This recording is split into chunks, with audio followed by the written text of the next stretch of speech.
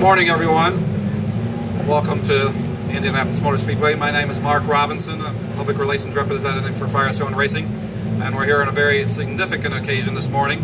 We have a very large piece of Indianapolis 500 history in front of us here, the actual Clark Lotus 38-1 that won the 1965 Indianapolis 500, the first rear-engine winner to do so. And we're here to make the authentication of the restoration of this car complete this morning, and to further explain the significance of this car and what it means to the Speedway and to the Henry Ford Museum. I'd like to introduce the Executive Vice President of the Henry Ford, Mr. Christian Overland. Christian? Thank you, Mark. Welcome again from the Henry Ford and Racing in America in this event. We're very thankful for Firestone Tires and Parker Tires for actually pulling this together for us. Again, this car, 1965 winner by Jim Clark.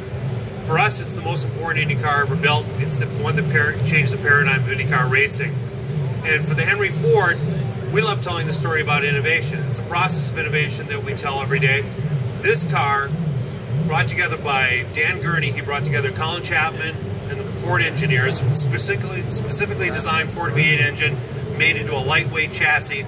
But also, Firestone designed this wonderful tire for the race. The Wood brothers of NASCAR racing were brought in on this team to actually pit it. Henry Ford II brought him in. And so you combine this car, the Indy 500, one driver, one team, that's what the point was. And that's how they dominated. So we're so proud of this car that it's been in the museum for many years. We actually wanted to conserve it for our new exhibition, Racing in America.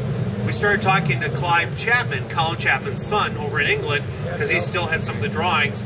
And we figured out when he came over to look at it that this was all original, even the Indy engine in it. Same serial number, the USAC records. So we got Colin Chapman's son, Clive, together with Walt Goodwin down here from Indy Restorations to actually do this. We conserved the car. It premiered at the Goodwood Festival of Speed last year with Sir Jackie Stewart driving it for the first time in front of people since it won the race in the Indy 500. Dario Franchitti drove it last year, but a real special occasion is that Al Unser Sr. is driving it Sunday in the parade laps, and we're very proud of that. Al, of course, was Jimmy Clark's teammate in 1966, and so he's very honored to do that. So I want to thank you for coming today. Again, thank Firestone Tires and Parker Tires. It's quite a privilege to be here, and I hope you see the car run on the track. Again, thank you, and have a great day. Thank you very much, Christian. Next, I would like to introduce the Executive Director of Firestone Racing, Mr. Al Spire, who will discuss more of the evolution of tires here, the development of this particular race tire back in 1965, and the history of the Firestone racing tire here at Indianapolis. Al? Thank you, Mark. Good morning, everyone. As we're here to celebrate the centennial of the Indy 500 at the Indianapolis Motor Speedway here in 2011, it's a very special position for Firestone to be in, as we can trace the history of tire development at the Speedway all the way back to the beginning in 1911 when Ray Haroon won in the Marmon Wasp. So the display of tires we have here to my right and to my far right is a replica of the tire that was on the Marmon Wasp in 1911. That tire was used basically throughout the teens. And then next to that tire, moving one in, are the balloon tires that ran basically in the 20s and into the early 30s. And then we have a Deluxe Champion right in the middle that ran for over 2 decades at the Speedway, different versions of it. And then second from my position here right now is the rear tire off of this Lotus 38/1. That really was a key in the development of tires here at the Speedway. Was really the early beginnings of the tire companies, Firestone making specifically designed tires for the race cars. The previous tires were really built out of molds that existed for cars that ran on the highway. But now when we get to the Lotus, we have specifically built front tires, specifically built rear tires just for the race cars. And of course then directly to my right here is the current day tire that we're running at the Speedway now. The first 4 of these are all bias ply construction. This one here is a radial construction. And you can also trace the history of the sidewall designs and the tread designs, starting with just a couple grooves on the early tires to a sight pattern you see on these Lotus tires to the slick that we're all familiar with today to get the most traction on the racetrack. And then again on the sidewall designs, the early ones were all hand painted in letters, and now we have a transfer process where we can put a full detailed 4-color decal on the sidewall of the tires. So it's a very, very special time in the history of the Indy 500. It's a very special time for Firestone. We're glad you could all be here today and enjoy the race weekend. Thank you.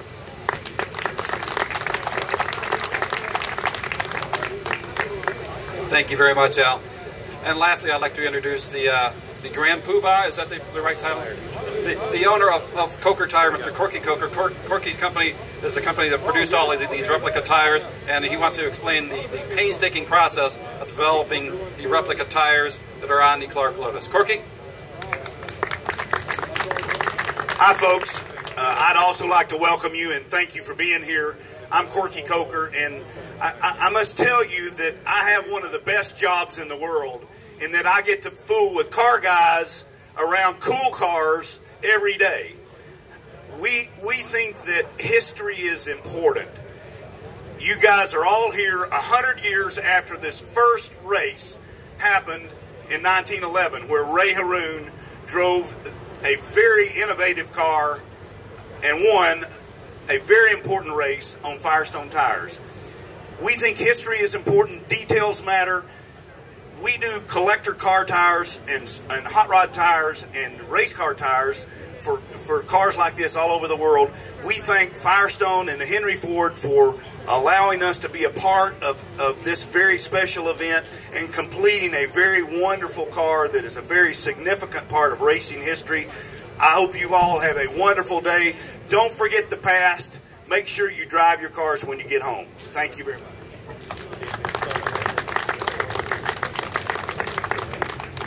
Thank you, Corky. And now to make the authentication of the 1965 Clark Lotus 38-1 complete, we'd like to ask Al and Christian to come up here and place the final Firestone tire onto the left rear of the car.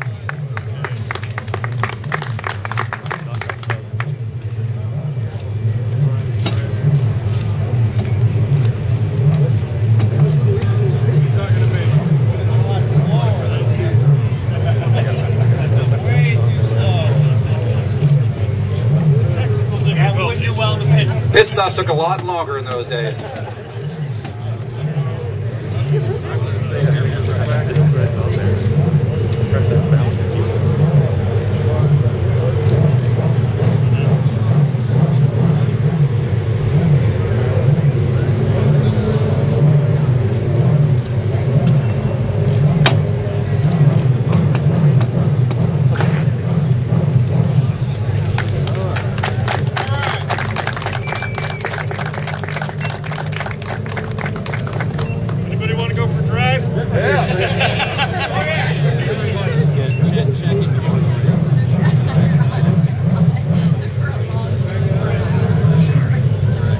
Any questions from anyone? For Al, Christian, or Corky?